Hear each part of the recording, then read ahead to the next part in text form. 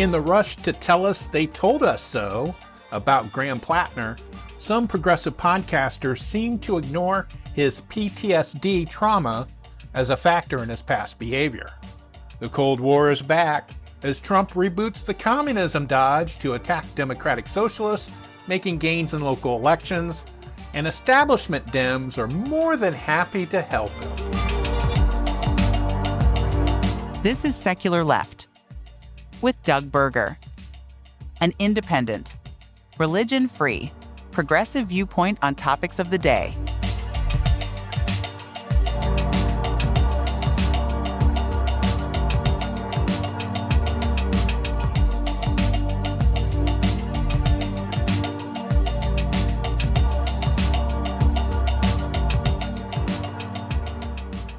I was going to make this segment all about my views on the whole Graham Platner debacle. And in case people don't know, Graham Platner was the former Democratic nominee for U.S. Senate for the state of Maine, who had a progressive politics. He had progressive politics, Medicare for all, trying to deal with inflation and affordable housing and making sure veterans got their treatments and things like that. All good things. And I liked his politics. I liked his plan. He had experience in the military. He served in the military for several years, fought at Fallujah in Iraq, fought in Afghanistan. He also served as a mercenary, which means that he was hired by probably Blackwater and served there. And that happened to a lot of military men. Once their service was up, they wanted to stay in their service. And so that is one way, and then you can make money from it. So then he, ends his military service, settles in Maine. I believe he's originally from Maine, and became a crab farmer, going out in the ocean and bringing up crabs and selling them. And so he also had that working man's, blue collar thing that Democrat voters really like. And the other thing that I liked about him was that the establishment Democrats hated his guts, because he wouldn't play ball with them, with Chuck Schumer and some of those old geezers. In fact, they didn't support him at first during the primary. They actually recruited the 80-year-old governor, popular governor, Janet Mills, to run against him in the Democratic primary. And, that really ticked me off personally, because these establishment Democrats do that, is they go after these progressive candidates because they don't like grassroots candidates. The DNC and Chuck Schumer and Jeffries, they don't like upstart grassroots candidates. They want to tell voters who to vote for. They want to control who the candidate's going to be. And that's another reason why I supported Graham Platner. Even though I do not live in Maine and I could never vote for him, I did support his candidacy and let my friends know about it and such. So, of course, because he was so popular he had that populist image going and that working class blue collar thing going and the progressiveness, of course, because his opponents couldn't defeat his politics because it was resonating, he kept going up in the polls, they decided to tear him down as a person. And that's what usually happens. So you get the opposition research that goes in and they dig and dig and dig and dig and dig as deep as they can to find any skeletons in your closet that you thought were hidden and expose them to the public to try to tear you down and show everybody that you're a piece of crap as a human. And that's exactly what happened with Graham Platner. Unfortunately, Graham Platner had a lot of skeletons in his closet that he thought that he had hidden very well. Unfortunately, he did not hide them far enough. And let me backtrack, okay? So one of the first, what people call red flags that came out was that he had, people were worried about his military service and that he had been a mercenary, used his knowledge and skill as a soldier in the employ of some company and got paid for it. And of course, we all know some of the really nasty stuff that places like Blackwater and some other of these security companies, security quote unquote, did in Iraq and Afghanistan. And, so that was one. Another red flag that came up early was that he had a Nazi tattoo on his chest. It was a death head for those students of history might know, the death head was a symbol of the SS, the elite Nazi soldiers. And so Graham apologized for the tattoo. He claimed that he did not know that it was a Nazi symbol. Dubiously said that he did not know. It didn't bother me because I, like I said, I'm a student of history, and I used to be enthralled with military stuff and war, and I could see myself, if I had been a soldier, getting a death head, because that would show, look how tough I am. There is no evidence beyond that tattoo that he had been anti-Semitic or expressed any Nazi ideology at all, ever. And so that kind of blew over. Then people brought up his old Reddit posts where he said that women complain about being raped or something, and he wished that he could fight Indians and stuff like that. And then we had the article from the New York Times that a bunch of former girlfriends said that he was a terrible boyfriend, including one story, one experience from a woman who also happened to be a Republican operative who had worked for the Heritage Foundation, who had supported the judge candidacy of Kavanaugh on the Supreme Court, who was also known to have assaulted women. And so that was kind of ironic. Well, we come to find out that Platner explained some of his poor behavior due to heavy drinking related to his war experiences, his trauma in the war, in fighting in Afghanistan and Iraq, his PTSD, and that he had received treatment for that and eventually was able to work through that to where he stopped doing that, stopped the heavy drinking, and tried to be a better person to women in his life.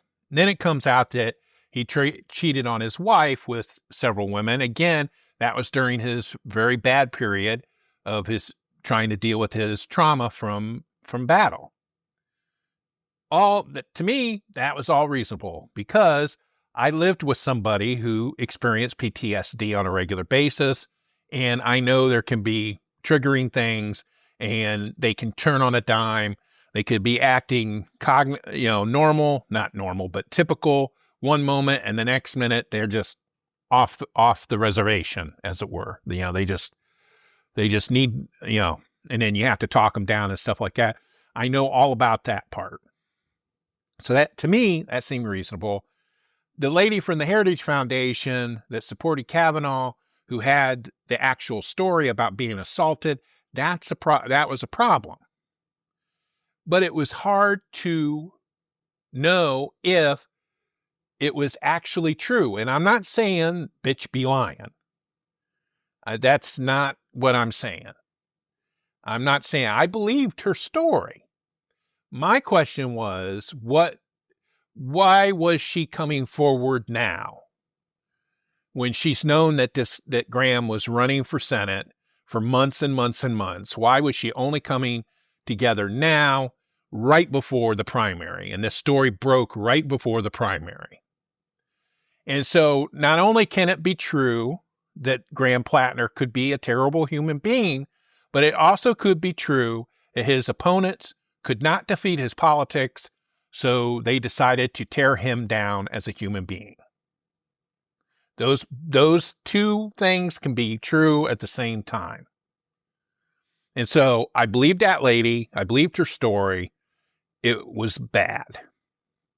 Was it?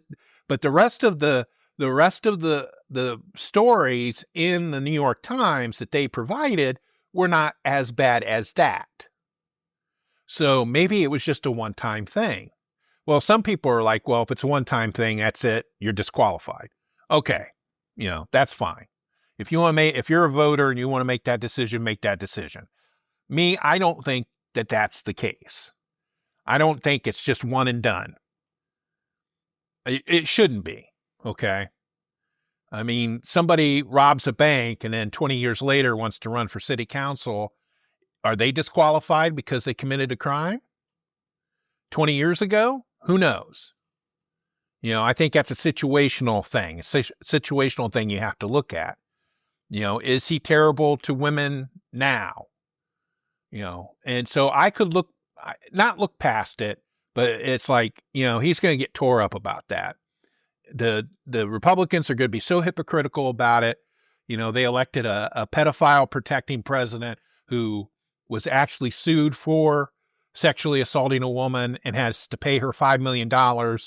He was convicted of 34 felony counts for his business practices in a federal court, and they still elected him president. Why does Graham Platner have to go home? And I get it. It's the Democrats. It's people that supposedly have better moral standards in their candidates sometimes. But so eventually then the website Politico comes out with this story of another woman who had a credible story that she had been raped. And it just so happened that woman was also interviewed by the New York Times, but she didn't tell the full story when she was interviewed by the Times because she liked Graham Platner's politics and she didn't want to be the one to tear him down. She didn't want, because she saw what happened, and eventually the reason why she came forward is because she saw what happened to that Republican lady that spoke out and told that she was lying and that she was only doing it for money. And I don't think that that's true, but I do think that she did come forward because she was a Republican rather than that she was doing the right thing. I think that she was doing something for her own agenda, but it just happened to be the right thing. Anyway, so that story, the political story came out, and unfortunately, that did it. I knew then that Platner was going to have to quit because you just can't get past that. You can't get past rape. You just cannot. You just cannot get past it. No matter how good he has lived his life since supposedly that event happened in 2021 for a candidate, and then the fact that, and the other factor too was that he went on some prominent TV political shows, in particular Chris Hayes' show on MS Now, and said after the New York Times article that there was nothing else coming out. There would be no other stories coming out about him. That everything bad that had ever happened to him had already been exposed. And then, unfortunately, that was not the case. So he lied about that. And then he lied about knowing about the Nazi tattoo being a Nazi tattoo. So that to me is what caused me not to support him any longer, was the fact that the whole entire collection of stuff is what did it, and especially because he's going to get tore up during the election, because that's all they're going to talk about. They're not going to talk about his policies. Nobody's going to know his policies in the political advertisements. All they're going to know is Susan Collins is going to hit him constantly with, he's a rapist, he's a rapist, he's a rapist, he's a rapist. That's all they're going to say. They're not going to talk about the needs and desires of the citizens of Maine. And so it's sad. It's sad that that in politics, if they can't beat your politics, that they tear you down as a person. But it's also sad that if you've had all these skeletons in your closet, that you thought that you could get away with it and run as a candidate in today's political environment, with literally billions of dollars being spent on opposition research and trying to get people, and all these AI fake commercials and things like that. You know, the fact that Platner thought that he could get away with it is disappointing at the most. So that's what I wanted to say about Graham Platner, that it's good that he did withdraw, and so the Democratic Party in Maine's going to be able to choose somebody to replace him on the ballot, which is good for the people of Maine, because it's not going to be the situation where he just kind of rode the wave until election day and then lost the seat, or if he won, then having to resign later on.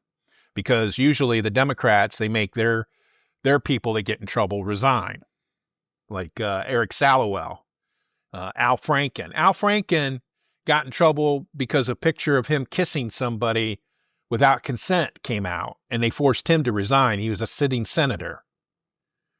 You know, you never see that happen in the Republican Party. Never see it.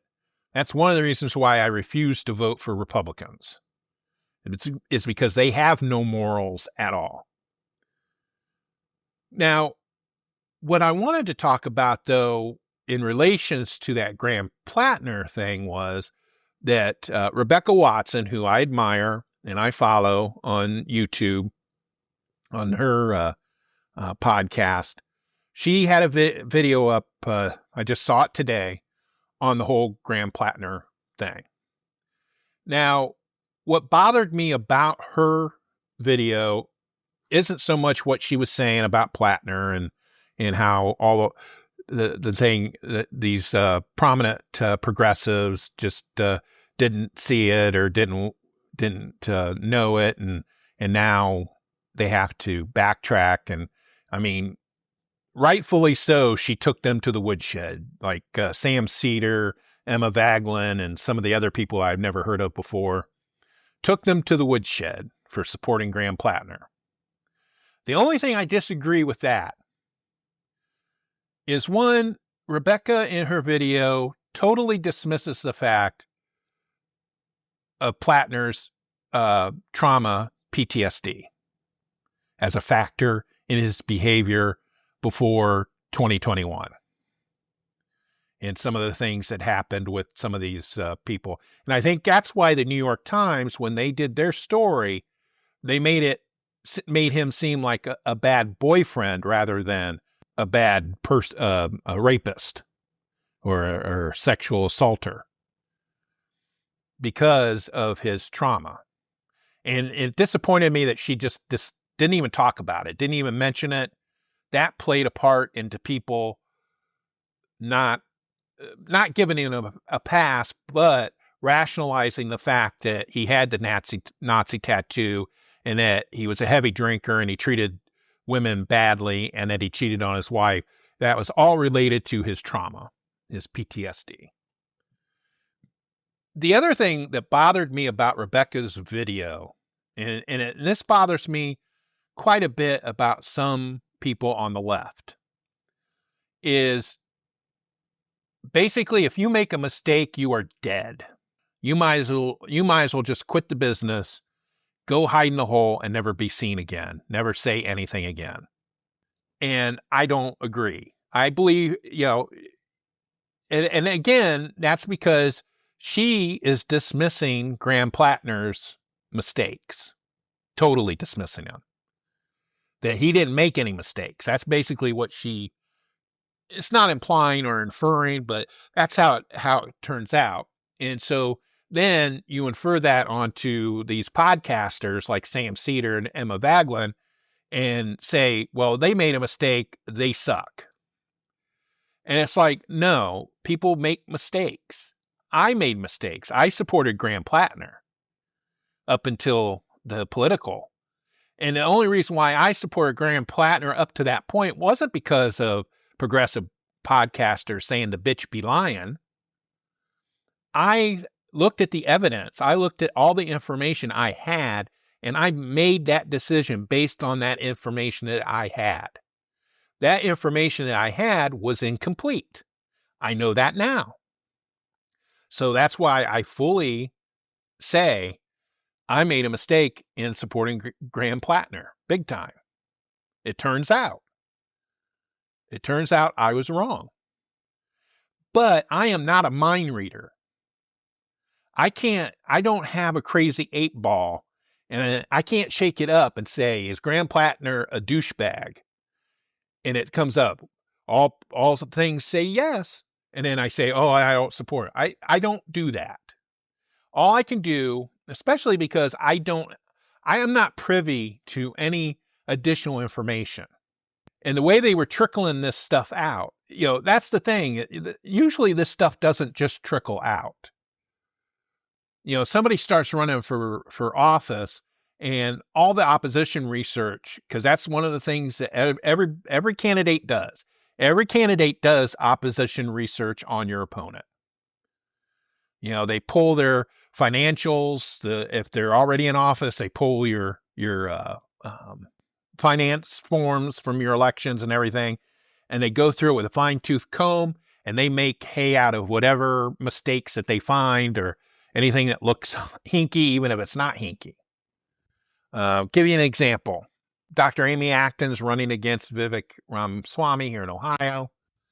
Well, one of the things that came out of the opposition research was a audio recording from a podcast from, I believe it was 2021, where Ramaswamy is talking about requiring mandatory vaccinations and biomarkers in the vaccine so we know who's vaccinated and who's not, and segregating people who have been vaccinated so that those that have been vaccinated can leave their house and go about their business in a normal way. And so people are like, well, whatever. Well, see, the thing is, he's been running, the Republicans and him specifically have been running on complaining about Dr. Acton being the lockout queen from the pandemic when she served as the head of the Ohio Department of Health. So see, that's kind of a opposition research dinging the candidate for hypocrisy, an alleged hypocrisy, because, to me it is a hypocrisy. But the thing is, if that audio recording hadn't come out, I wouldn't have that information. And if somebody said, well, Ramaswamy said this, I'd be like, prove it. And if I didn't have the information, then I would just not pay attention to that. And so that's where I think that Rebecca could have done a much shorter video on this topic and just said, I told you so, and just left it at that. Because she really rakes those progressive podcasters over the coal, and they were wrong. I get it. They were wrong. They didn't believe the Republican lady. I believe the Republican lady. I just didn't think that it was disqualifying because it happened years ago, and he had this trauma. And see, she dismissed his trauma. And I don't think that's right either. And I just don't agree with political people thinking, well, I knew this months ago, you should have known it too. And that's not the case. That's not how real people work. We can only make decisions based on the information that we have.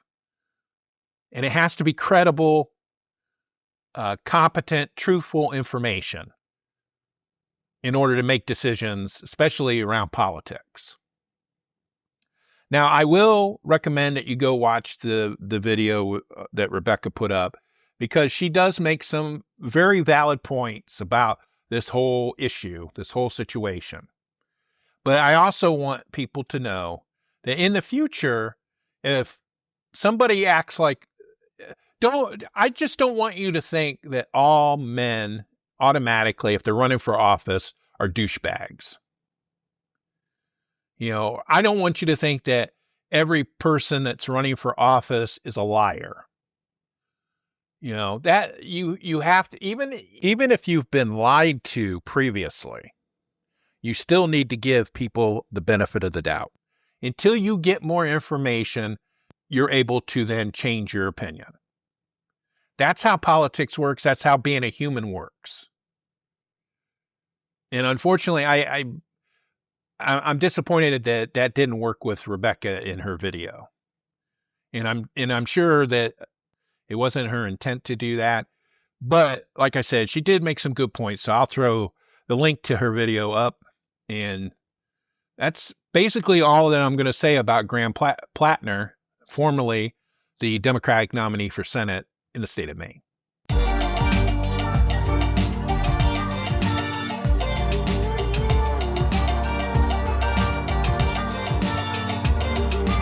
For more information on the topics in this episode and the links used, visit secularleft.us.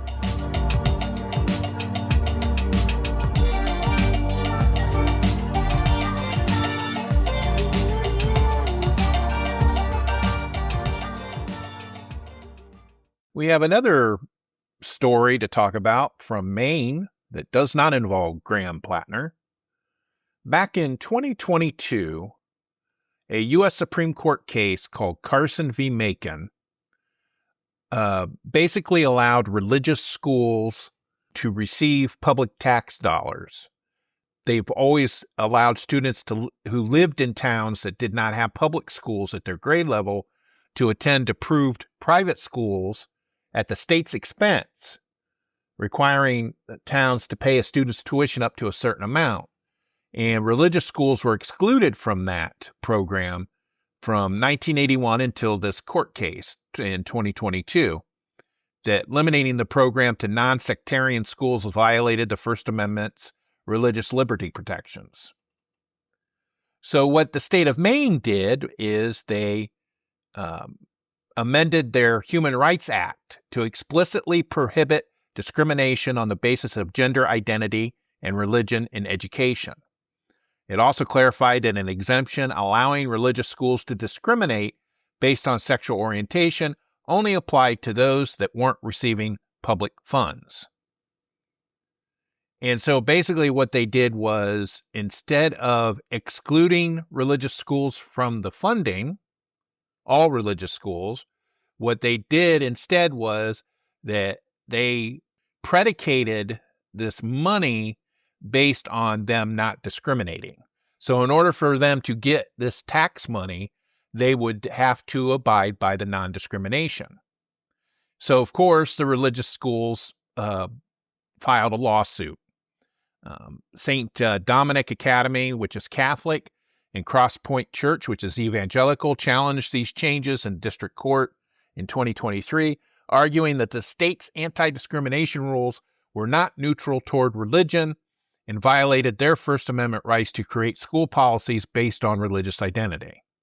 Both schools described the amendments to the Maine Human Rights Act as a poison pill meant to exclude religious schools from receiving public dollars in anticipation of that previous court case.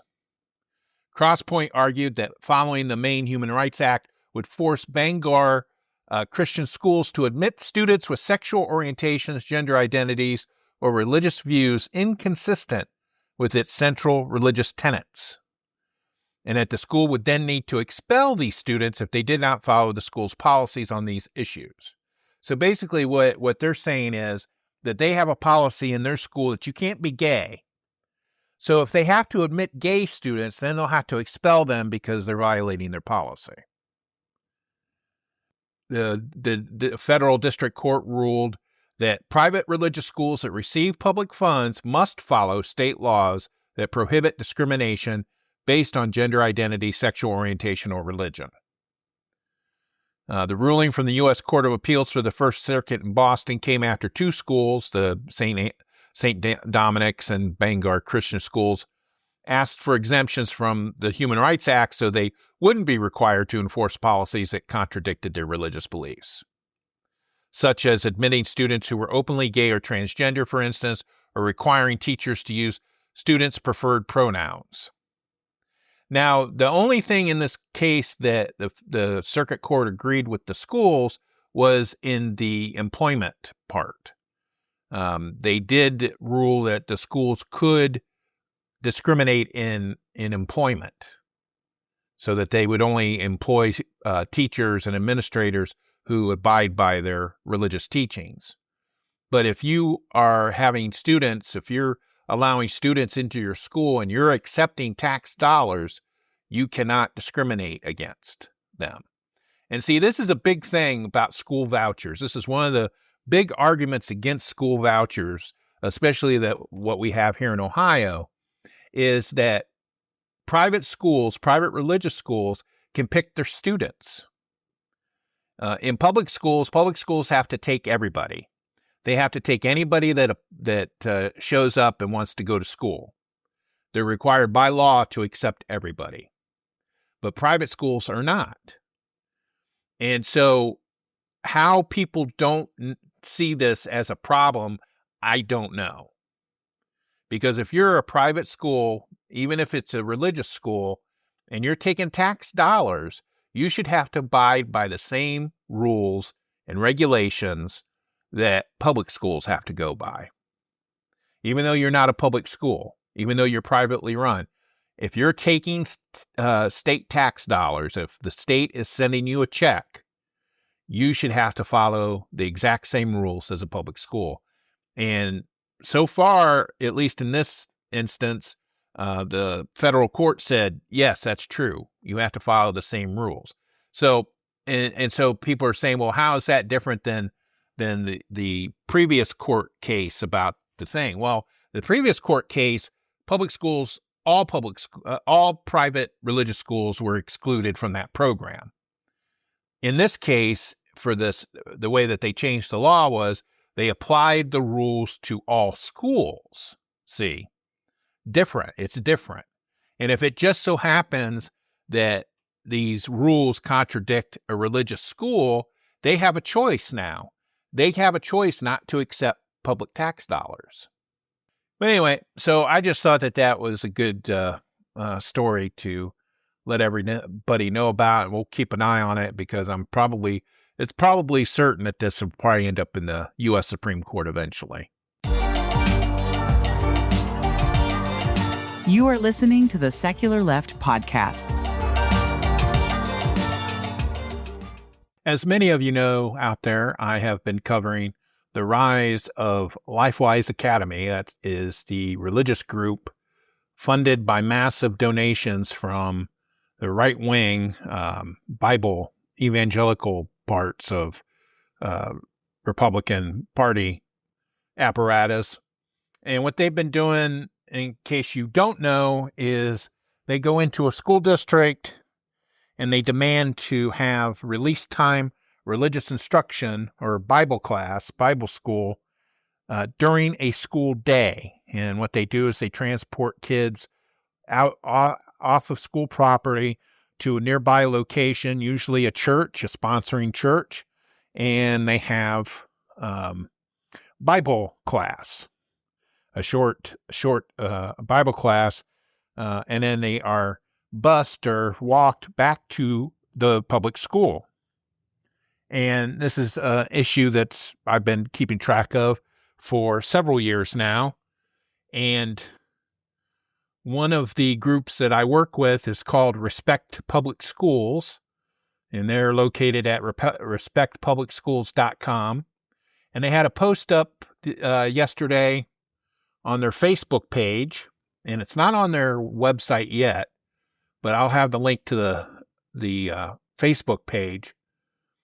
And basically, this is what it says. It says, LifeWise Academy has missed its goal of 100,000 students served in the 2025-2026 school year by 35,000.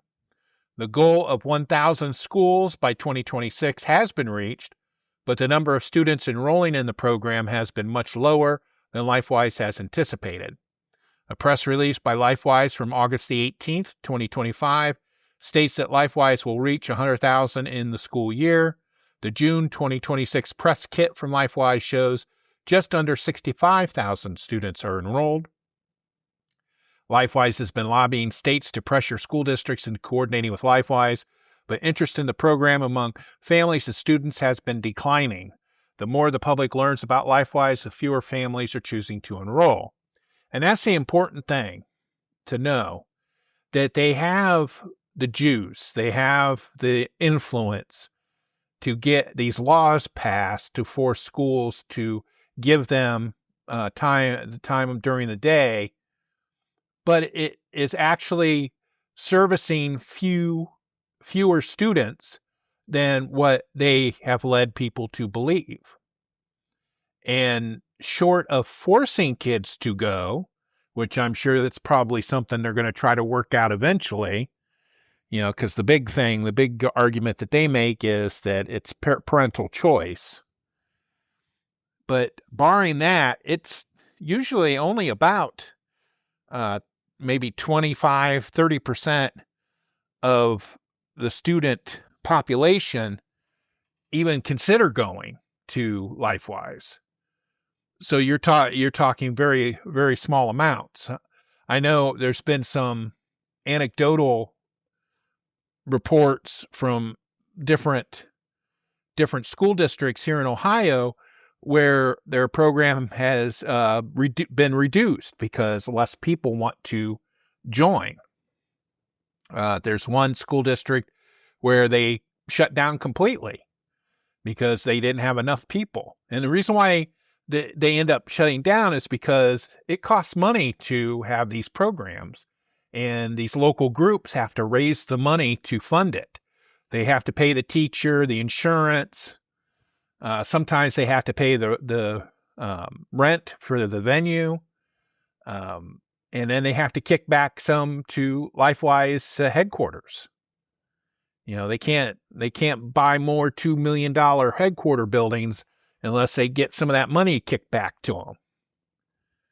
So I was pretty pleased with this article, and their goal was 100,000 and they missed it by 35,000. That's a significant amount, especially because they have 1,000 schools already. But see, that's the thing. They could be in a lot of school districts, but to actually have an active program, that takes more work and more effort. And it's good to know that it is not going as well as LifeWise hoped. Do you enjoy this podcast? What if I told you there is a companion newsletter available? Secular Left Nuggets has written posts that either complement a current podcast episode or highlight a topic that may or may not be turned into a future podcast segment. Subscribe to Secular Left Nuggets at secularleft.substack.com, and it is totally free. I will forgive you if you think that you just woke up and it's the 1970s again, because the authoritarian Trump administration and their sycophants at Fox News and in other places have latched on to the fact that the Democratic Socialists are making inroads into elections in some areas, such as we saw in the city of New York and some other places. The mayor's race in Washington, D.C.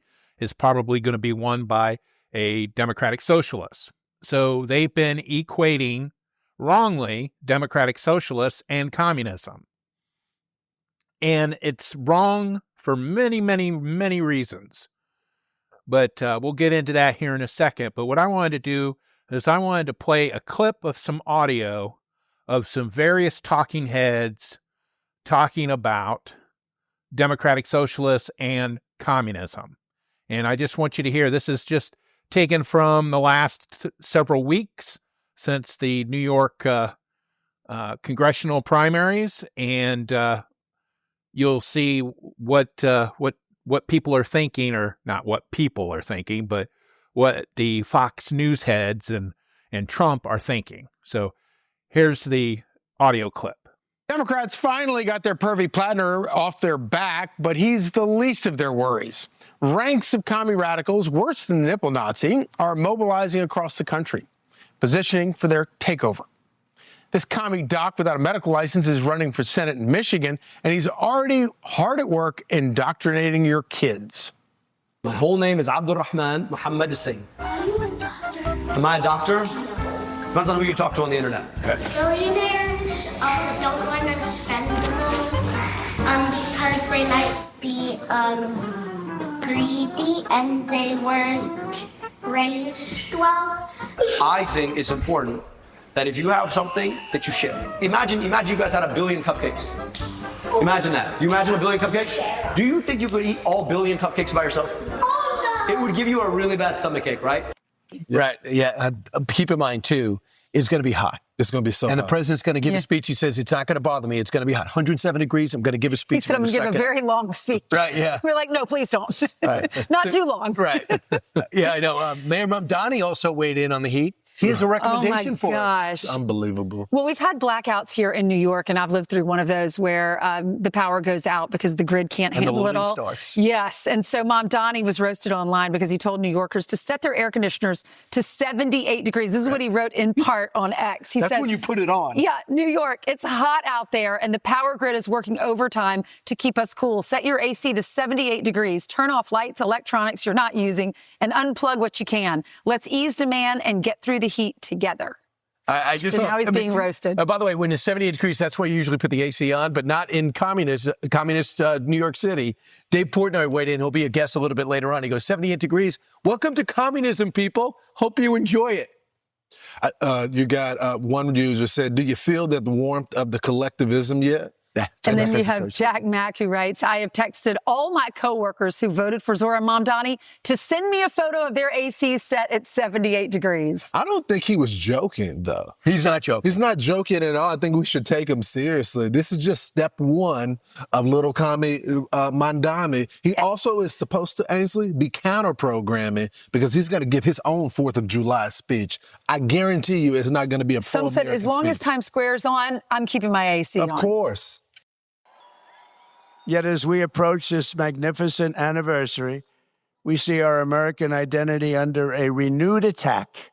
A generation after we fought and won the Cold War against the menace of communism, there is now a resurgence of the communist menace in our land, including from newcomers to our country who embrace ideas totally opposed to our way of life and our great success. These are not mere political disagreements like differences over taxes or regulations. Communism is a mortal threat to American liberty. It is the greatest threat to our country, including World War I, World War II, Pearl Harbor, or even 9/11. We're not going to let this happen to us. Believe me, we're not letting it happen. Because communism is the enemy of free people everywhere in the world. Never works. It's the enemy of the Constitution. Above all, it's the enemy of July 4th, 1776. It is the enemy indeed. Even while the radicals and extremists attack our incredible history at every turn, they are silent on the miserable history of communism itself because it never worked. Thousands of years, if you look at it, under different names, under somewhat different ideologies and systems. That system has led to more death and destruction than any system ever tried. It killed 100 million people just in the last century alone. Communism is the exact opposite of life, liberty, and the pursuit of happiness. It's death, tyranny, and the pursuit of evil. The godless communist morality states that anything is justified to bring about inhuman visions and to really propose what's good. They don't want good. They don't love God, and they don't want God. They don't love religion, and they don't want religion, and they won't have it. But we will not let them win. They have no chance against us. The DSA, the Democrat Socialists of America, okay, here's just a sample of what they're about. Abolish the Electoral College, replace the two-party system with a multi-party democracy, implement proportional representation, and ranked choice voting in all elections. Establish public ownership of the largest corporations and essential industries to ensure democratic control and accountability to the people. End all military and economic aid to Israel. It sounds... Let me start with you. I mean, do you see this as a major shift for the Democratic Party? Well, first of all, they're not Democrats, right? They're socialists, and they're essentially parasites. They've decided that they cannot win on their own by creating their own party, so they are going to latch onto the Democratic Party, feed off of it with the overall goal of taking it over and killing it. And so that's what the DSA is doing. They started this back in 2016 with Bernie versus Hillary. AOC then gets elected in 2018. You see the introduction of the squad and what's been happening since then. And so this year, they really do feel like it's their big opportunity. They are going for broke. And you don't see them trying to win purple seats or red seats. You see them trying to pick off Democrats in safe blue seats. One of the candidates that you just had up on the screen is actually going against the chair of the Congressional Hispanic Caucus, Adriano Espaillat, 100% voting record with the Democratic Party, but he is not a socialist. He's not an anti-Semite. He believes in public safety. He believes in opportunity and in innovation and capitalism, and for that, they are trying to off him. And so, yes, it's a terrible thing for the Democratic Party, and if they are successful in taking over, then I think it's going to set the party back decades. All right, well, that last clip was Melissa DeRosa, and she last served as Andrew Cuomo, who's was a top Democrat in New York. He had run against Mondami for the mayor of New York. Andrew Cuomo was also the Democrat that was forced to resign as governor of New York because of some sexual harassment claims that were found to affect his office. But so that was Melissa DeRosa calling Democratic Socialists a parasite, wanting to latch on to the Democratic Party and suck its blood dry and then kill it. Again, that's a Democrat saying that. That wasn't a Fox News head. But there's a lot of establishment Democrats that talk about it that way. James Carville, who should be retired or maybe passed on by now, has also been saying that Democratic Socialists aren't Democrats. And the thing that they all forget, the Fox News people and establishment Dems forget, is that these are people that won elections. They had voters vote for them. They were upfront. They weren't hiding the fact that they were Democratic Socialists. It's like, the reason why they won those elections is because of their politics, because of their ideas and their plans, not because they were Democratic Socialists. It has nothing to do with communism. And the other reason why it has nothing to do with communism is because communism, as we know it, is when the proletariat rises up against the capitalists and take over by revolution. That's what all good communists think, is that there's supposed to be a revolution. Democratic Socialists want to change the system, but they want to do it within the democratic structure that already exists. Because we are nominally a democratic country with a constitution, and we don't have a communistic dictator. We have authoritarian dictator, Trump. And so it's kind of ironic that he's complaining about communism, but, that comes from them. So if you don't believe me, all you have to do is go to the Democratic Socialists of America's website. It's dsausa.org.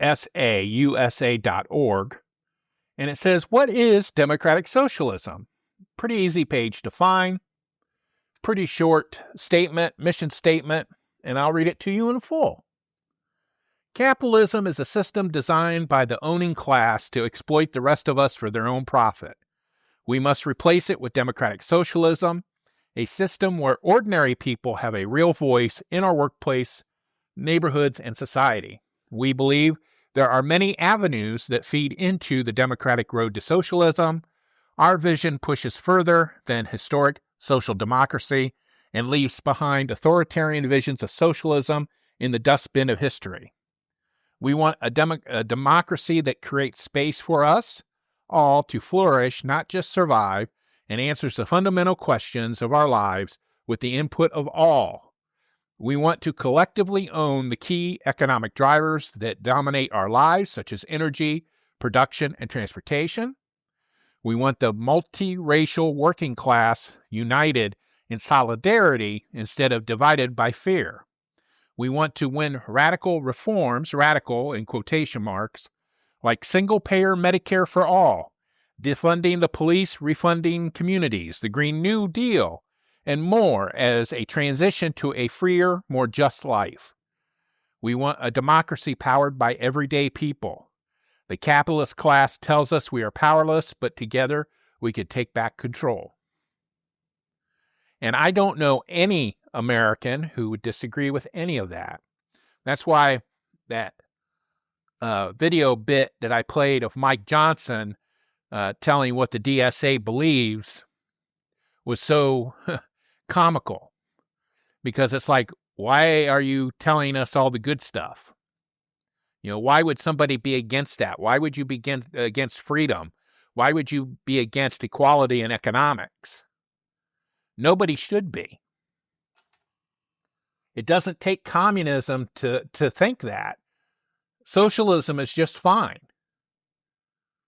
And so that's the thing, is these guys, these authoritarian dickheads, they can't beat the politics. So what they're trying to do is tear down the politicians. And, it's not clear as day as when they complain about the one candidate for Senate for Michigan explaining to school children that they need to share. I learned that I needed to learn how to share when I was in preschool, 50 years ago. That's a common trait. Cutting back your AC to 78, that's not turning off your AC. That's just turning it up so that it doesn't run all the time. I've done that currently. When we had our major heat wave in our area, where it was up to 100 degrees during the day, my thermostat was set at 78. And yes, it was a bit humid. It was a bit stuffy, but it was okay. It wasn't 100 degrees. So I survived. And that also helped with the cutting back on the grid on the electric demand. And they do this. The Republicans do this all the time. They complain about having to self-sacrifice. They hate self-sacrifice. I remember when during President Obama's administration, they worked out, particularly the First Lady, Michelle, had a program about feeding kids better food in school lunches, because the school lunches had too much processed food, too much salt, too much sugar. And the right wing just lost their minds. And so you had these videos on TikTok and YouTube of kids throwing away their meals because they said it tasted horrible because it was good food. It wasn't full of sugar and salt. So once the Maha people got involved, and Robert Kennedy Jr. and his brainworm got involved, what are they telling people? Cut back on the processed food, the sugar, and the salt.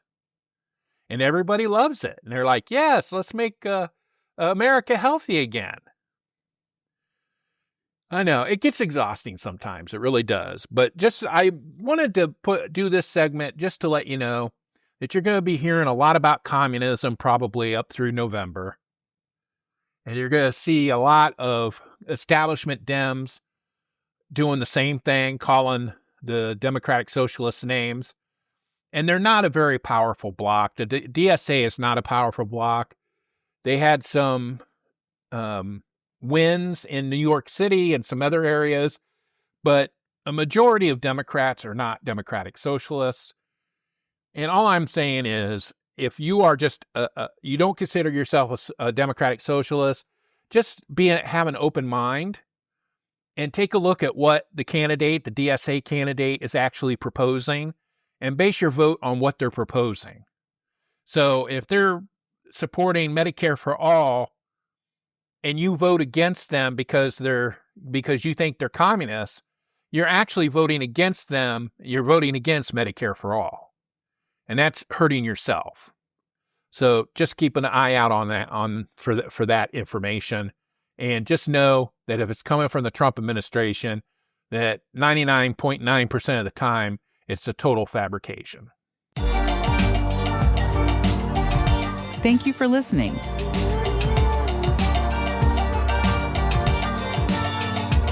Secular Left is hosted, written, and produced by Doug Berger, and he is solely responsible for the content. Our theme music is Dank and Nasty, composed using the Amplify Studio.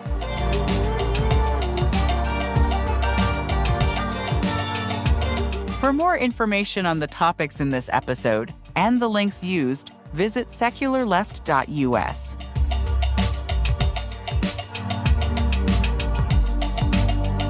If you want to support the show, share it with your friends or visit our merch store at secularleft.us/shop. See you next time.